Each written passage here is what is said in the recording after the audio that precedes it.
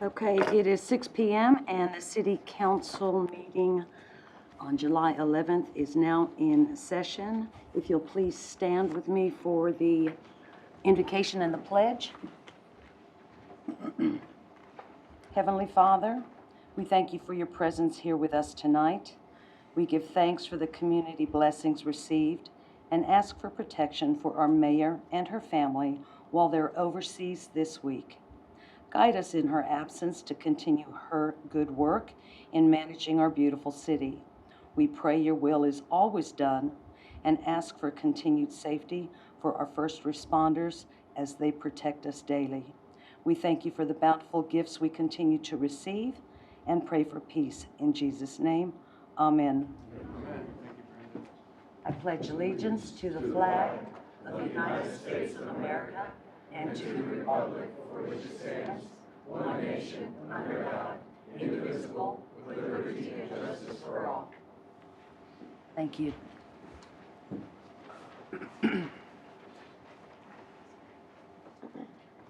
Okay, we are at announcements of community interest. Thank you, Mayor. Please. Good to see you up there. Okay, we'll go through these pretty quick. The library is continuing its summer events, and I know last two meetings we've gone through the agenda and talked about what all they've got going on, but I'll just reiterate one more time. Over the next 2 weeks before we meet again for youth events, they've got shows at the Callow on the 12th and the 19th. So far their shows have been fantastic. Both those photos on the right are from the last two that they've had. Kids Craft on July 13th and 20th, Storytime on July 17th and 24th, Calm and Color, July 17th and 24th, and Lego Club, 17th and 24th, and then Family Movies on the 18th and the 25th. So bring the kids over. Adult events, craft program tomorrow, the 12th. Readers Mixed Book Club the next day, Thursday the 13th. Stretch and Relax Yoga this Saturday, the 15th. Food for the Soul on the 18th, Movie Chat on the 19th, Mystery Book Club on the 20th, T-shirt craft on the 22nd, Medicare class on the 24th. So a lot going on over there. If you want to know the times, just check out the library's website. All right, Parks has Movies in the Park, July 21st. That's this Friday. Will be the last one for about 3 months. So we encourage everyone to come out. The movie will be Lady and the Tramp. It's one of those movies my son, when he was little bitty, you know how kids are, they'll watch a movie 50 times. So I think I've seen it 50 times. It's still a great film. So I encourage everyone to come out. That's a free event, and it starts at dark there at Louis Hayes Park. Always a lot of fun. Bring your fans, your portable fans. And then the final pool promotional days, July 22nd, Family Swim Night, swimming and family fun, 6:30 to 8:30, and that's $2, and that will also get you a meal ticket as well as admission to the pool. So that'll be fun. I encourage everybody to come out and relax, cool off, and have a meal. And that's it for announcements. Do y'all have any announcements? Thank you, Stuart. Council, any announcements? Amen. Well, I would just like to say that the pig that has been running around Louise Hayes Park for the last week has been caught, and she is now living the best life out at Candelia Wildlife Rehab Facility. So for those of you that are wondering, she's doing great. Okay, at this time, we're at presentations, and I would ask that Mr. Steele come forward. Sir? Where would you like me to be? You can come to the podium, sir. And you have to excuse me, this is my first time before the council. So Well, it's my first time as mayor, so there you go. I understand completely. Mayor and councilman and constituents, I guess is what y'all would call them. We're from the Kerrville Masonic Lodge, and we're here tonight to award the Community Builder Award. These are one of the few awards that Masons get to award to our community to let them know that we recognize what they do for the community and how they help the community. So it's our way of recognizing them. I've got a brief description of what the award is actually about, and then we will actually present the award tonight.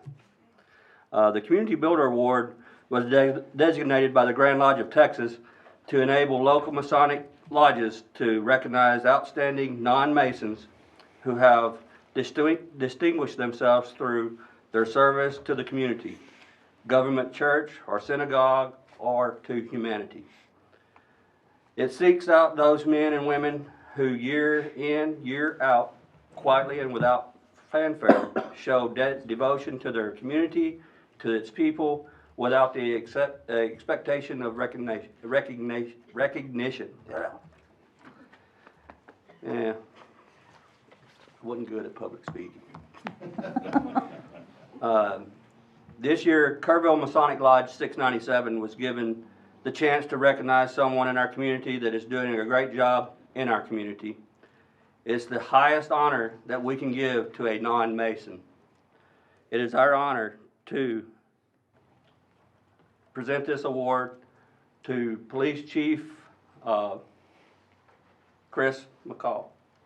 Thank you.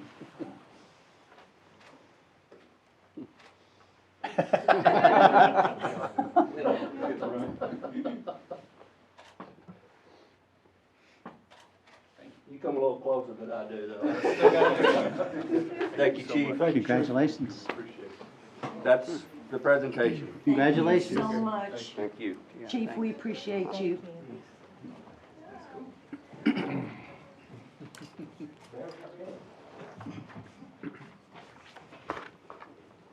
Okay, at this time, we will move on to the Visitors Forum. Shelley? Yes, ma'am, Do we we have have any 3 speakers? signed up. Okay. Kristen Mudre?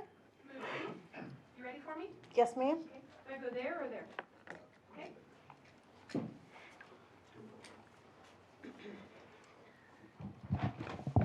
Good evening.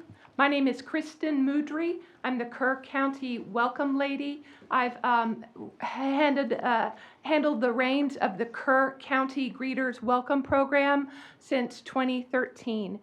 Since attaining my 10th anniversary this year and surpassed over personally welcoming over 5,000 families into Kerr County with a free welcome basket provided by various sponsors and the community. I have decided to present a talk to the community for the benefit of the community of observations and trends that I have observed as the Welcome Lady. I'd like to warmly invite all members of City Council as well as all members of the public. The event is free. It's this Thursday, held at Dietert Center, 451 Guadalupe Street, from 10 to 11, and then with 10 minutes for Q&A after that. So why I feel a desire to do this is because in the years that I've been doing this, folks come to me and say, oh, wow, you meet a lot of people. What are you seeing as newcomers come in? What observations do you have? And so while I'm not a professional demographer, I do pay attention when I'm welcoming family after family and notice things like job status, homeowner status, economic status. I mean, nobody is showing me their financial statements or anything, but, you know, I just can keep my eye open and see if someone is struggling or whether they're doing very well or whether there's someone kind of in the middle.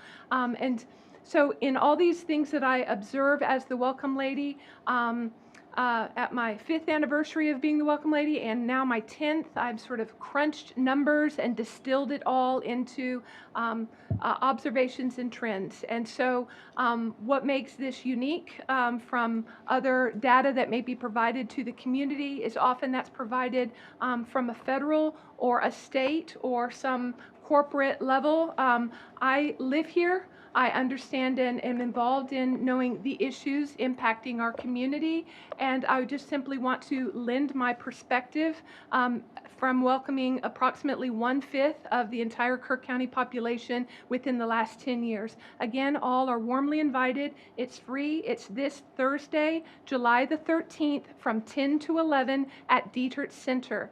I hope you can all attend. We have 108 chairs.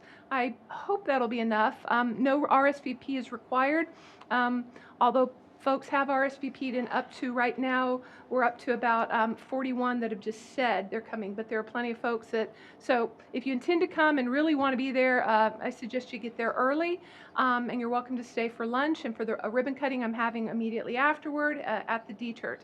If you're not able to attend, Brad with the Chamber is being so kind as to video the event, and it will be posted on the Chamber website afterward. Thank you kindly for the opportunity to share this with you today. I do have paper copies of this.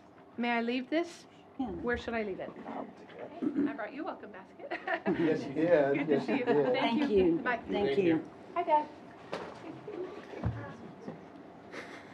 And just let you know we're having problems with the software. Okay, And also I'll be doing the timer on my okay, phone because. okay. We are allowing for 4 minutes per speaker tonight, so. Robin Monroe.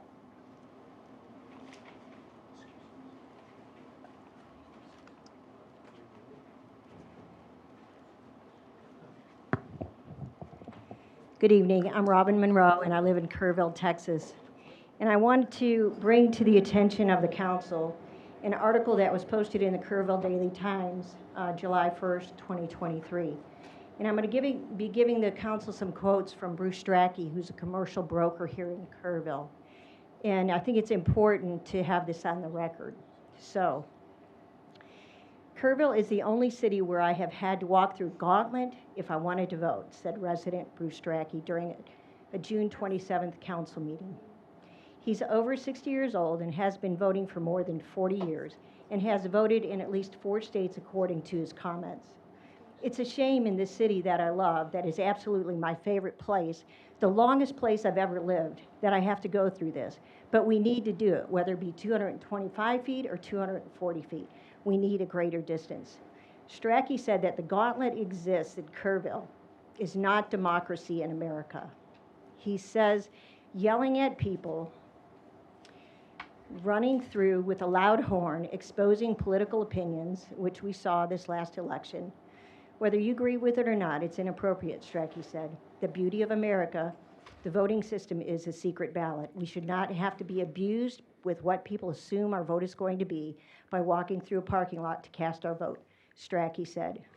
I just read that because I want to bring to the attention of council that after much research, it has been verified that Mr. Strachey is not a resident of Kerrville. He's not listed on the voter rolls in Kerrville, and he's not allowed to vote in Kerrville because he's not registered as a voter. He's not on the voter rolls. That can be checked. That's a fact. So that leads us to a problem. Either Mr. Strachey is not an accurate historian of facts, or he voted illegally. But I would say either one impugns his integrity because he stands before this council on many, many occasions trying to influence policy and procedure. There have been business transactions conducted with Mr. Strachey, and I think that brings into question any future dealings with Mr. Strachey, and any past need to be revisited. Thank you for your time. Thank you. Brian DeMarie. Hello, thank you for having the visitors forum. I would like to speak about the water conservation issues here in Kerrville. I don't have any particular grievance, so you guys can relax, but I would like to say I appreciate the work that has been done, and I would like to encourage this council to do even more to work towards. In my mind, the water issues are the most important thing in Kerrville, and I watch the river, and I notice when the water's not coming over the dam anymore, something starts to click, and I say, well, what can we do about this? Can we build more wells? That's a possibility. That's all I have. Thank you. Thank you. Thank you. And that's the end of the citizen speakers. Okay, at this time, we'll move on to the consent agenda. Is there any council member that would like to pull an item? Yes, it would be item 4A. Okay, can I have a motion on the others? I'll move to approve items 4B, C, and D on the consent agenda. Second. All in favor? Any opposed? Okay. Item 4A. Can I go for? Okay. I'm just curious on the expenditure for this. I looked at the summary statement that said 25,000, but under the square on the agenda bill, where it details usually what amount is gonna be used for this project, it says 75,000. Is there something I'm missing? No, well, yeah, sorry, that is a little confusing. So the portion that the city council would be contributing is half of 25,000. So as a part of the airport, the joint agreement between the city and the county, we share a 50/50 cost share. So the whole project is $250,000. Right. The local match is 10%, and our portion is half of that. So the local match is 25,000, our portion is 12.5. It was the agreement states that anything over $75,000 in total has to come to both bodies for approval. And so that's where that 75,000 comes in. It's not a $75,000 expenditure, it's 12,500. That's what you'd be authorizing. Okay, thank you. Yep. Sorry for the confusion there. That's all right. It just says expenditure required 75,000, and that's Yeah. not what I thought we were You're not, spending for that. 12,500. Okay, thank you. Yes, sir. That's all I had. Thank you. Can I have a motion on item 4A? I'll move to approve resolution number 21-2023. A motion by Councilmember Garcia, second by Councilmember Harris. All in favor? Any opposed? Okay, and it passes. 75. And that is the end of our consent agenda. 5A. Ordinance number 2023-17, second reading, an ordinance amending Chapter 60 of the Code of Ordinances, City of Kerrville, Texas, by changing the zoning of an approximate 15.92 acre property known as 199 Spur 100 from a residential mixed zoning district, RM, to a public and institutional zoning district, PI, and providing other matters relating to the subject. There are no citizen speakers signed up. Okay, discussion?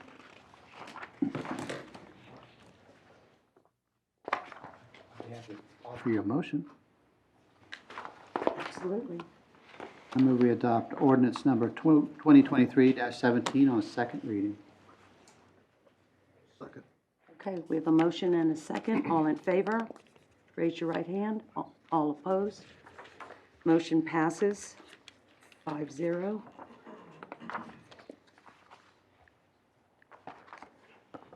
Item 5B, Ms. Shelley? Ordinance number 2023-18, second reading, an ordinance annexing a tract of land into the corporate limits of the city of Kerrville, Texas. Such property consisting of approximately 111.806 acres and generally located adjacent to the northeast of Lower Turtle Creek Road. Such property being used to further the expansion of the Comanche Trace residential subdivision. The property more specifically described in the ordinance and being located within the extraterritorial jurisdiction of and adjacent to the city limits. Adopting a service agreement establishing the zoning for the annexed property as a medium-density residential zoning district R2 and providing other matters relating to the subject. We do have one citizen speaker signed up. Okay. Can you introduce the speaker? Jerry Wolf. Just curious, last time there was an open meeting about this subject? Public hearing? Not this time. And this is second. Oh, this is second, okay. Yes. All right. Good evening. I'm here to voice my deep concern over the city approving more subdivisions and annexations and thereby further stressing the city's water supply. There will be more demand for water, but there are no validated sources to increase the water supply. The shortage of water will diminish the quality of life here in Kerrville. I brought to your attention last meeting several facts about the Ellenberger well, now referred to as the Loop 534 well. It was to be the intermediate savior to Kerrville's water supply problem. But it has turned out the well has not and will not add one drop to the total supply. Let me refresh your memory on what I disclosed 2 weeks ago. The city staff told us that the Ellenberger well and the well on Meadowview Drive cannot produce at the same time as they both share the same cone of depression. As a result, there is no increase in the water supply for Kerrville. Yet the Ellenberger well was listed as a key future source of water per the city's 2020 long-term water plan. In the city's well-amended permit submitted to Headwaters Groundwater Conservation District, the Loop 534 well is listed as being in the lower Trinity Aquifer, not the Ellenberger. Yet, after the well was completed and after the formal ribbon-cutting ceremony in February of 2020, formally announcing the well was a success, city managers McDaniel and Hoppy and a number of city council members have touted how the Ellenberger well has greatly enhanced Kerrville's water supply.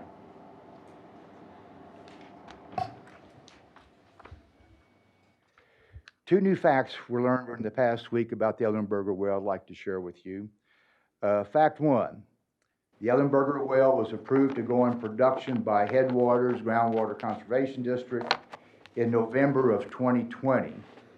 Yet its first month of production was June of 2022, some 2.5 years later.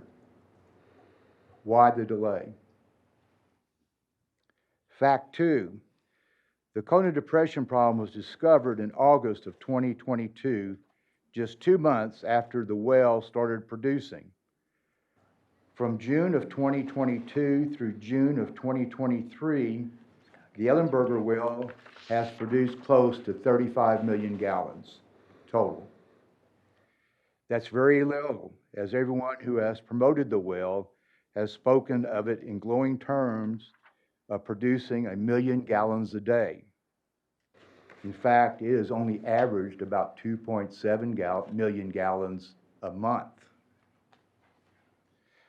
All this boils down to how can City Council encourage growth, and not only growth, but rapid growth, but yet the city's water sources cannot supply the volume of water needed to maintain the quality of life we have all enjoyed.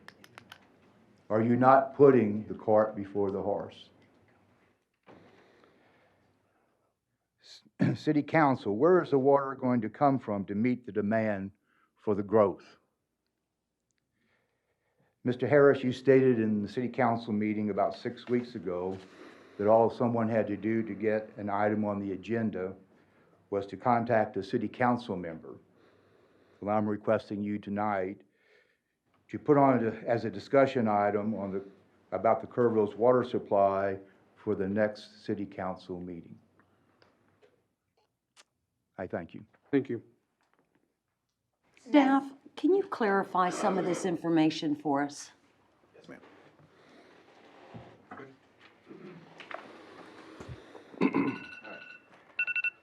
Good evening, Mayor, Council.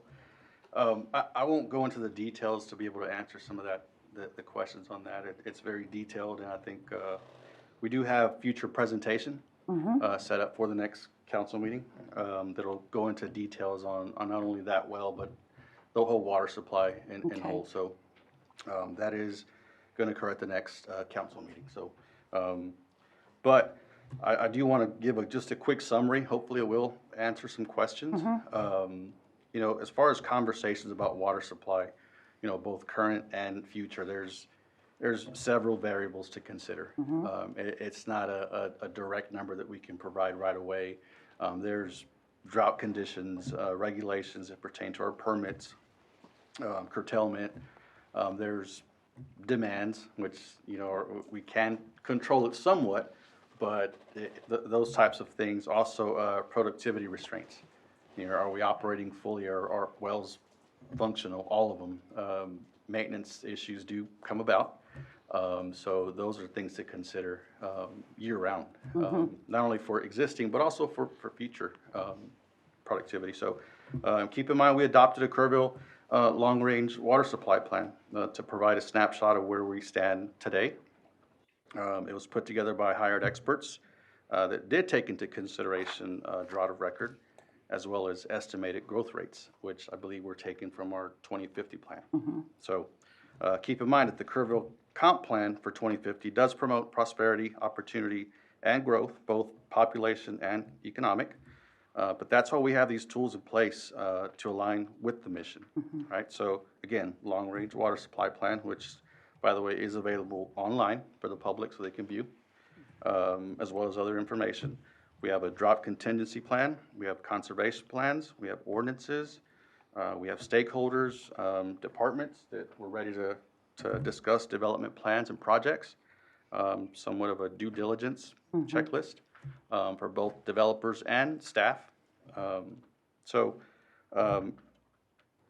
Just to point out that where we stand now, it's, as far as supply and demand, it's managed through our existing operations.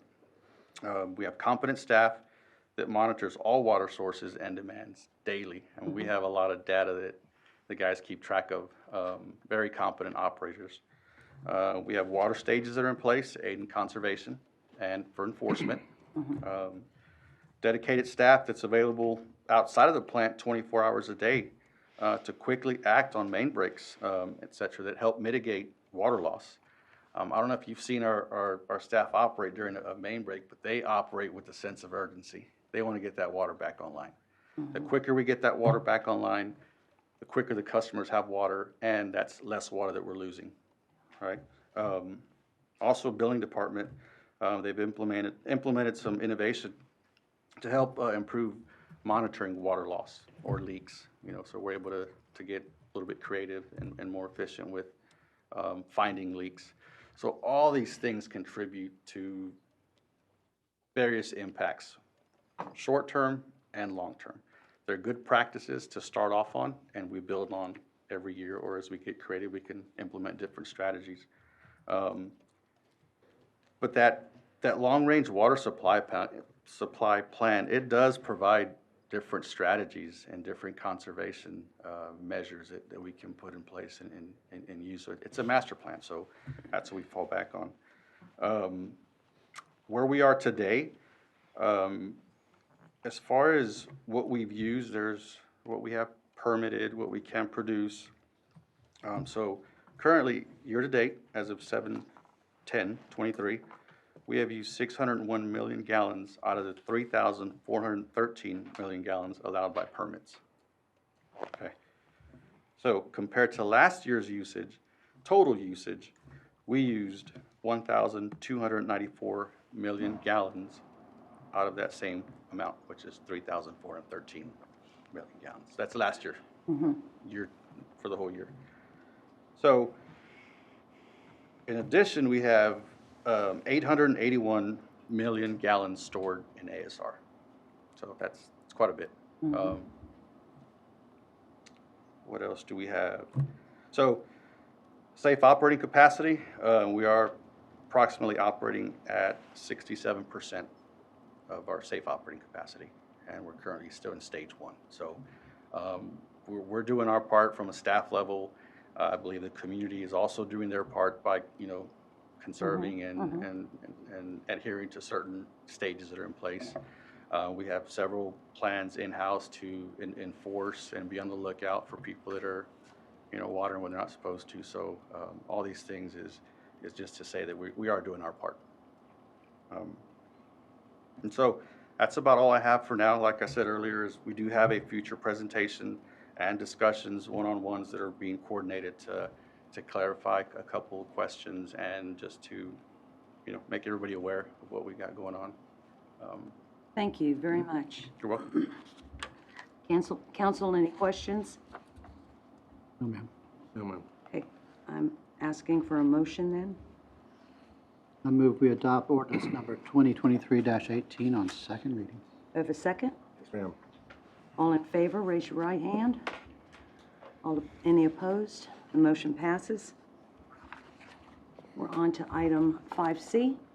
Ordinance number 2023-19, second reading, an ordinance amending chapter 60 of the Code of Ordinances, City of Kerrville, Texas, by changing the zoning of an approximate 0.75 acre property known as 512 Yorktown, from a medium-density residential zoning district R2 to a light commercial zoning district C2, and providing other matters relating to the subject. We do not have any citizen speakers signed up. Okay. Council, any questions? No, ma'am. We have a motion. I'll make the motion to adopt ordinance number 2023-19 on second reading. We have a second. Second. All in favor? Raise your right hand. Any opposed? It passes 4-0.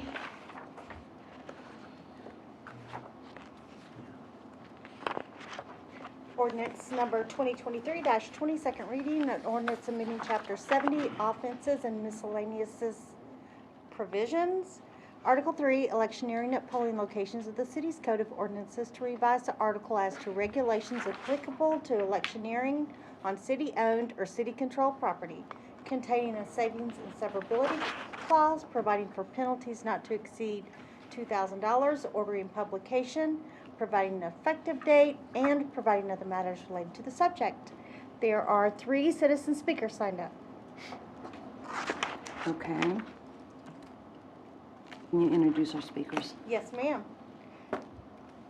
Nikki Caines.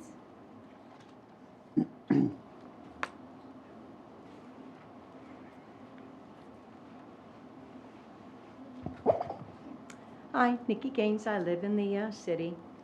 I'm here to ask that the council reconsider some of the modifications of this resolution. Each of you recently and last year benefited from the current electioneering actions. And as I read through the numerous additions to this resolution, I concluded personally that they're both extreme and unmerited. The proposed distance of 100 feet required by law would be nearly 2.5 times more, and that distance would now cover sidewalks on both sides of Main Street. To me, that's extreme, as it restricts our constitutional right of free speech. I also believe that the conditions or additions are unmerited. If voters are to believe that the hullabaloo and chaos on the front page of KDT, dated July 1st and 2nd, then there would be evidence. This is the 3rd time this resolution has come before you and the public since the election, but there has been no mention of actual negative events. No traffic studies required, no accident reports, no public formal complaints to the city, and no police reports. The mayor was reported in KDT to have said if the action is not taken, quote unquote, somebody will push the envelope and try to take it one place further. Again, I ask, based upon what? Could some minor modifications be added? Yes, like allowing more parking closer to the building, but not relegating the electioneering to the furthest area in the lot. Limiting signs? Yes, but why limiting to 10 versus 20? Using words like accosting, harassing, and intimidating is just disrespectful to the candidates, supporters, and voters when no actual proof has been offered. As Americans and Texans, we don't need protection or coddling at the polls. Thank you. Thank you. Lane Guerrero.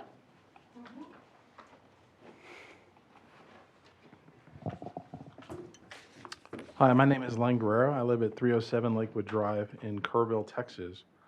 Today I stand before you in full support of the newly proposed peaceful polling ordinance. Having actively participated in our city and county elections over the last few years, I have witnessed firsthand the need for this long overdue ordinance update. During the most recent city election, a concerning trend emerged. There were more voters aged 80 or above than voters under age 50 that voted.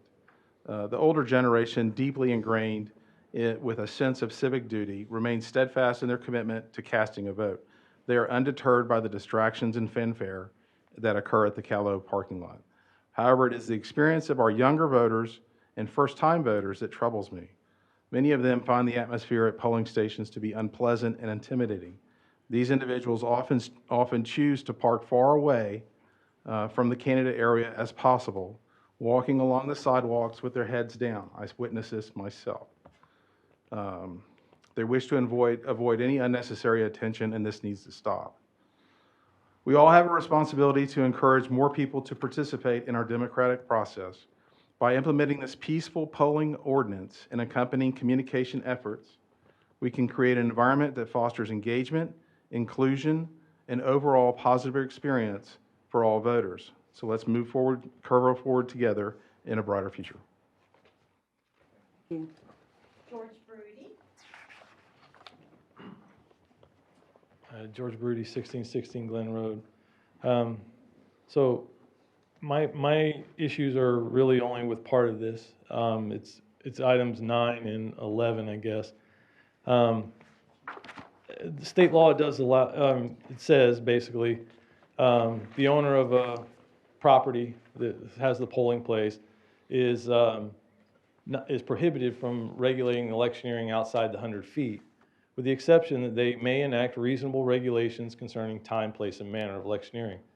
The state, the Secretary of State office put out a directive, not a directive, more of a like information type thing, and they talked about the regulating outside the 100 foot, and it says only a court of law, not anybody else, can determine what is reasonable.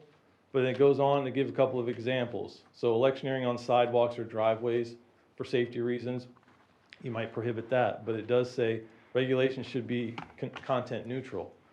9 and 11 talk about the number of signs that can be carried. We're not talking about putting them into a safety area. We're also talking about the content, because basically if you place a sign out, if I carry around a sign that isn't political speech, you guys aren't prohibiting it. But if it is, you are. So that's not content neutral. But the main thing is, how are you going to enforce something like that? You know, the free speech allows us to speak. You can regulate us not to be able to loiter on the sidewalk or block that stuff, but counting up the number of people that are carrying a sign at a polling place is above and beyond. And I don't know how you're going to regulate. If I'm a supporter coming in, I might be wearing a shirt, I might be wearing carrying a sign, I might be doing something. If I'm number 11, somebody's got to go. And I don't know exactly how you're going to enforce that. And someone else mentioned it, but basically it seems a little bit, well, it seems a lot of it hypocritical, because each and every one of you, whether it was you individually or somebody on your campaign team, utilized every one of these things. Even Mr. Guerrero at the campaign place, while he witnessed that, I didn't see the team stopping the number of signs that were put up or arguing over a parking space that isn't somebody's to have. So it's a little bit strange. It's what's the word, incumbency. Adding these regulations after each of you are in place, utilizing them, limits the ability of someone else to unseat you if it was to come to that, because you're eliminating their ability to have free speech at an electioneering place. In particular, Mr. Harris, you won by 3 votes. I think it's probably safe to say that you might have picked up 3 or 4 at the voting place. I can't say whether the signs had anything to do with it, but we're forcing the next candidates to not have the same advantage that you may have exercised during this last campaign. And I find that a little bit troubling. Anyways, on free speech grounds, I would say you pull out number 9 and 11 until you get that sort of reviewed by a higher authority on free speech rules. Thanks. Thank you. Council, any questions? Because we've had some changes since the last reading. Can we have some information on that? I'm happy to do that. You all, I think, have the agreement went out in the packet before you, and I think you had it, but even before then. I tried to capture all of the changes that council approved last time and via its motion. They're all in there. I think what we did, the main thing that I want to talk about, and you can ask me questions beyond this, is as to the area of electioneering. You all talked about that kind of that quadrant of the parking lot of the Callow Center.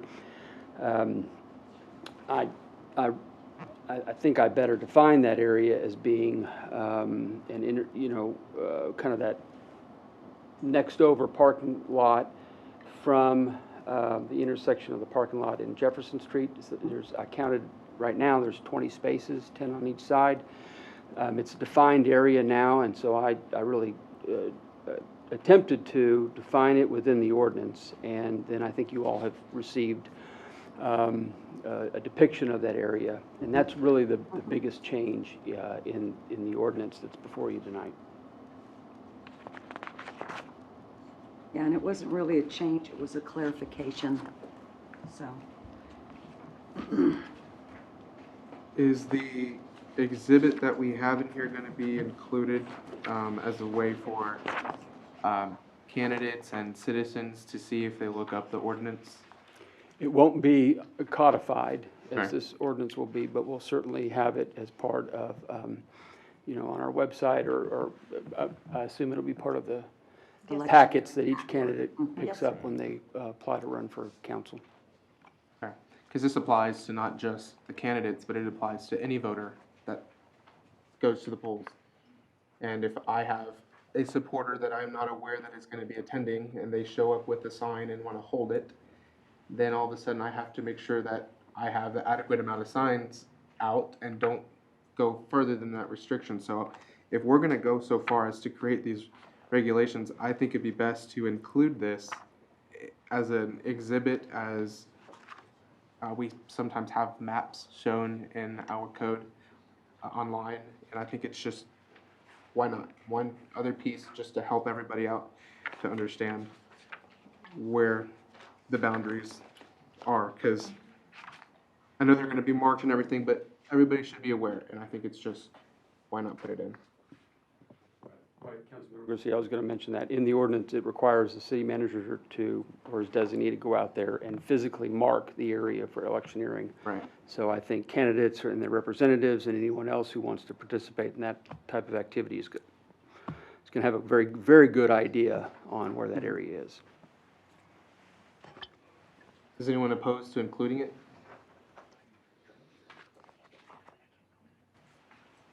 I'm not sure what the benefit is. I'm not opposed to putting it in there so they can, public can see it. They're gonna have it with It's the gonna have candidates it. packet, it's gonna be in the candidates packet. Candace packet, so. Yeah, I think it should be in the candidates packet. The voters don't get candidates packet. Where do you want it? With the ordinance, so usually when we adopt certain things with certain maps, whatever, those can be added to our online code of ordinances when people look at it. All I'm asking is that this map right here that we've been provided with just be inserted in, so they can physically see it. Is that a difficult thing to accomplish? It's not a difficult thing to accomplish. We don't do it a lot. We do it with zoning, some of the zoning amendments that we've done, and maybe even some subdivision code amendments. I'll say there's a cost to it, and I don't know what the cost is. It's obviously not just text. It's an image that our publisher would have to take into account. I assume they have a cost for that. I'd also say that just something for you all to consider is, and the ordinance spells this out, if that area is under construction, for instance, or is a staging area, then the city manager would, has the authority under the ordinance pursuant to notice to council to alter that area and use a comparable area. And then we obviously wouldn't go and amend the depiction that's in the code. Yeah, I think it should be in the candidate packet, but I don't see a need for it to be anywhere else. But The only thing is, if you look at the map, that red outline portion is smaller than what a reasonable person would read on page 3. When it defines that area, you could assume that it would go all the way out to Jefferson Street. There's no stopping point. The only stopping point that's indicated is on this map.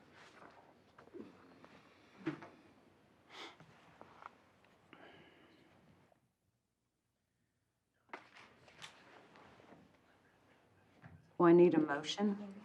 Okay, I'll make a motion to amend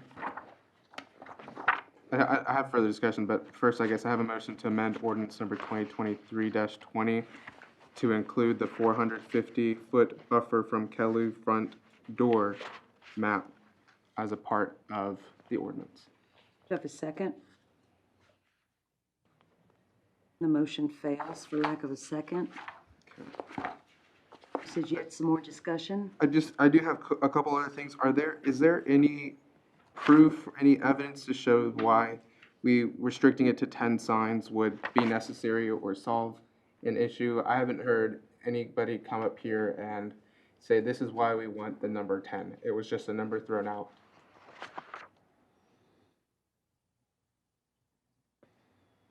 No, I was just looking at the county court order that they put in place, and theirs, I believe, is 6, and I thought 10 was a more reasonable number. It is 6. Then I would ask, that's been my whole concern this whole time. I find it interesting, to say the least, that my colleagues, you all, are deciding to restrict future candidates from using the same electioneering tools that each of you and or your campaign teams use to help you get elected. But if we are candidates in the future, we'll have to abide by these same rules.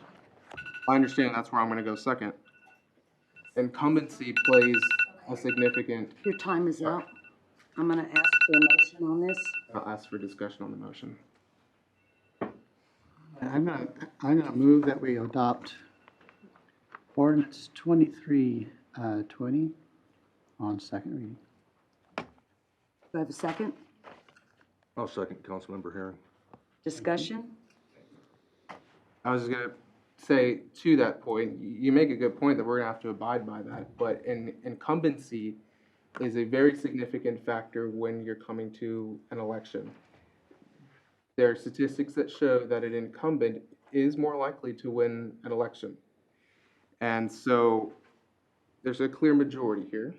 And this majority, you're leveraging your incumbency to impact the thousands of citizens who are going to participate in our elections from freely exercising their right to freedom of speech.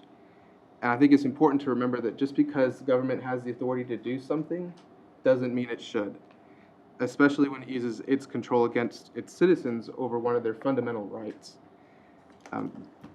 I really think that's disrespectful to suggest that we are trying to disenfranchise people. Can I finish my... Well, I just think you're being disrespectful. Mayor Pro Tem, can I finish without being interrupted, as I'm supposed to be allowed? Thank you. This ordinance will further disenfranchise the voters, the candidates in our entire community from expressing their support for a candidate. And I have the freedom of speech to say what I want about that, just like you have the freedom to have your own opinion. I agree that there are some provisions in here that could be useful, but there are more that curtail the liberties of our citizens. And protecting the right of the voters to vote at the polling place should be done. But I think we've gone way further than trying to accomplish that goal. I mean, now a voter speech is limited to carrying 4 signs. And anyone who wants to exercise their First Amendment right contrary to this new law can be fined up to $2,000 for doing that. So my colleagues you have not provided a shred of proof to demonstrate how these regulations are necessary or serve a significant interest. And I would argue that these rules could be or are on the line of breaching our citizens' First Amendment's rights. I could be wrong, but I'd rather be on the side of preserving those fundamental God-given rights than on the sides of placing restraints on the voices of our own people. So I'd urge each of you to vote against these extreme regulations and preserve their rights. Are you done? Thank you. It is disrespectful to suggest that this council wants to take away people's rights. What we're trying to do is have an area near the door of the CALA where you can walk in and vote without having to walk through the circus, the absolute circus that is developed over the last 30 years. This didn't happen with your election, but when I was involved in city government before, there were no tents up there. There were no signs out there. And I don't know how this infestation of electioneering has somehow been equated to freedom of speech. I guarantee you, 30 years ago, when there were no signs in that parking lot, everyone had the same freedom of speech as they have today. To suggest that the three of us want to do what you suggest is disrespectful. Anything, Jeff? Let's, I have a motion and a second. On this item, all in favor, raise your right hand. All opposed? Motion passes 3-1. Item 5E. Ms. Shelley? Yes, ma'am. Ordinance number 2023-21, second reading. An ordinance amending the city's fiscal year 2023 FY 2023 budget to allocate funds received by the city as part of the American Rescue Plan Act, ARPA. And, let's see. We don't have any citizen speakers signed up. Thank you. Go ahead. Good evening. I'm just here for questions if you have any, or if you want me to reiterate what it's all about, I can do that also. This is the second reading. Any discussion by council? Thank you. no, ma'am. I need a motion. I move we adopt ordinance number 2023-21 on second reading. Second. Yes, ma'am. So moved. All in favor, raise your right hand, and it passes 4-0. Next item. Request for an extension for conditional use permit approved by resolution number 31-2021 for 601 Spur 100. And we do have one citizen speaker signed up. Good evening, council. This is a request to extend a conditional use permit. This was approved about 2 years ago. They have not started construction, and we're looking to extend that before the CUP expires for another 180 days. The applicant is here to answer any questions. What's the staff recommendation? Staff recommends approval. The expiration date, of course, is in the code. It does take due process and council action to actually remove the CUP. But that way we keep these active, bring them back if they do need for future extensions. But no circumstances have changed around the property, so staff recommends extension. Thank you. Thank you. When is the expiration? It's this month. Like tomorrow this month or 30th this month? I How far away? believe it's the 13th off the top of my head. I'll have to double check the original ordinance. Okay. Any questions for Drew? Any other questions? Ms. Shelley, would you like to introduce the speaker? Yes, ma'am. Deborah Ullman.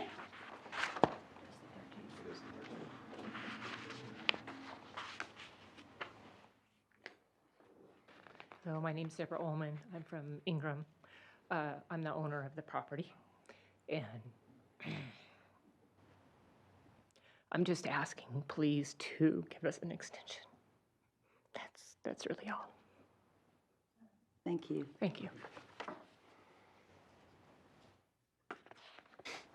Madam Mayor, I'd be happy to make a motion if you're ready. Please. I move that we authorize an extension of conditional use permit. Do I have a second? For 180 days, is that Yes, correct? for 180 days. Is that correct? Drew, is that correct? No, excuse me, my apology. 18 months. 18 months, got it.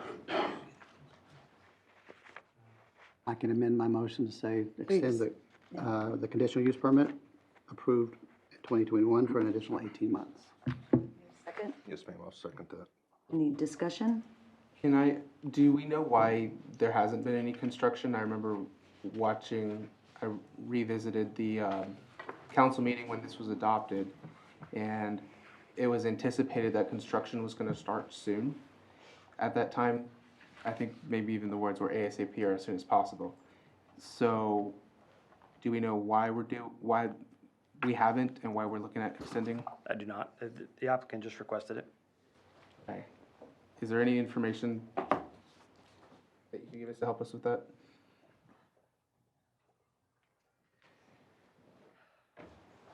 The reason that it has been postponed is we were in negotiations with Nextera because of the drainage on the north end of the property, and we were unable to come up with a agreement with them for them to have an easement to be able to build kind of a drainage to make the water drain from our property off our property further. We just never could come to an arrangement with them. So we just kind of got discouraged and just took a step back. And so that's kind of where we're at right now. Okay, so assuming then we plan to vote in favor of moving forward and give you the extension. We would like to have the extension in the event that we end up selling it, that if someone was to buy it from us, that they could continue with our project as it is laid out. Okay. It's a possibility that down in between this time, we have some properties for sale that we are now in a different financial area than we were then, that when they sell, that we may be able to go back, revisit it, and get started. But right now, it's just kind of up in the air. We just need a little time to figure out exactly what we're going to do. Okay, thank you. Thank you. Okay, we have a motion and a second. All in favor, raise your right hand. And it passes 4-0.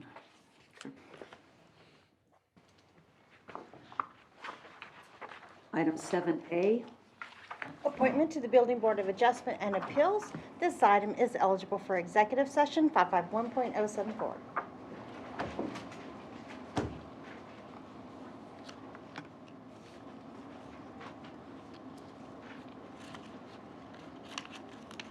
Do we need to go into executive session? I don't think we need to unless you think we need to. Okay, so Okay. I haven't been able to get in contact with our applicant. I've spoken to him. Yeah, you have, I okay. have. He is actually on a 8-month planned family fishing trip in Arkansas right now. That makes sense. But Okay. he said I would honor, or it'd be an honor to be on BBAA. So, but he's gone right now, but he did say he would do it. Okay, okay. That, I haven't been able to get in contact, so, and I know you were the other member of the interview team. I spoke to him at Rotary right before he left, so. Okay. Oh, he just got him just Last week. Okay, okay. If that's the case, then we have one applicant, we have a vacancy. I would like the opportunity to talk with the applicant, and that's pretty much it. Do we have this as like an open thing too? Because I think we may have another. We are currently advertising, yes. Okay, cool, that's it. So would you like to table? Are you good with? Taking, Okay, okay. Did you talk to him in extensive, like, does he know? The only reason is because this is a alternate vacancy, or a vacancy for an alternate Correct. position. And I want to make sure I that, told him, I said, your responsibility is to be there yes, and not vote unless somebody's not there and then you have to fill in as a voter. Right. Or as a voting member. And he's like, I understand. yeah, because there's that caveat that they have to Right. attend, even though they can't participate or do really anything, they have to be there. And if they're not, if they fall under the attendance requirements, they're subject to possibly be removed for council. So I want to make sure he's, completely aware of that, since that's one of the reasons where we had, I think, one of our applicants decide not to do anything. Councilman Garcia, if you want to table it until you get a chance to speak to Mr. Eaker. Yeah, if you're good with that? I'm good with that. Okay, sure. Do we need a motion for that or not? Trying to hinder or hamper your discussions. So you all know, I think, that we're going to bring back an ordinance that kind of cleans up this section a little bit. And one of the things that I talked to staff about is that provision that alternates have to attend every meeting. We're going to recommend that that provision be taken out, actually. Okay. Because it's, you know, you're either on, it's sitting on the board or you're not. And so we're going to at least make that recommendation to you in an ordinance that we think we can bring to you the next meeting.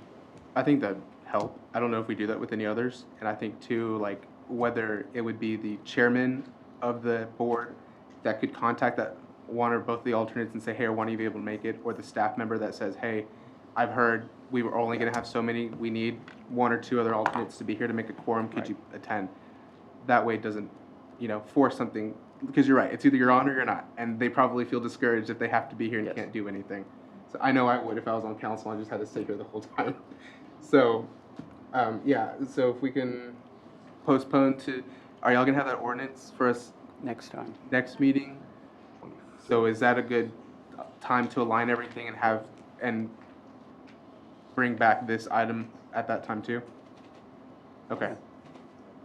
Okay, so do we need a motion to table until next? What are, I mean, we're I can think comfortable about- with your discussion, and you heard what we plan to do. So if you're comfortable with that, we'll bring you back the ordinance, and this item will be on the agenda for next time, and you all can take all the actions you need to.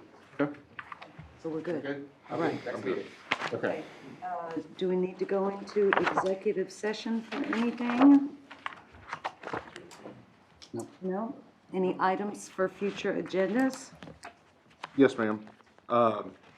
Just because Mr. Wolf brought it to my attention that I said to get on the agenda or to do so, I would like to personally, I know he left, but I would like to invite Mr. Wolf to come to our water workshop that we're gonna have on the 25th, Okay.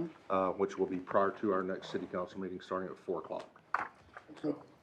Do we have a way to contact Mr. Wolf? Probably with his speaker form, right? I can email him. Okay.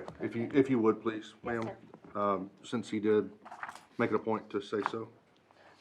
So just to invite him on the 25th for the workshop, Mhm. the water workshop. He wanted it on the agenda, but since we have a workshop that day before, Yes, sir. I'd like to have him come so he can hear what's presented by city staff. Yes, sir. Our workshop is pretty full, so we were planning to do it at the 6 PM meeting. Okay, even better. Okay, so he won't be coming to the workshop? He'll be coming at the 6 o'clock meeting for the water discussion. Okay. We'll let him know. Thank you. Okay. You copy me on that. And the point Certainly, is, sir. and the point is to let him know that we're having it, Yes. not like he's gonna be active in discussion. Okay, I just wanna make sure all citizens stay on the level playing field that way. Okay, that works. Okay, anything else? Ma'am. Then at 7:02, meeting is adjourned. You did great. Very good.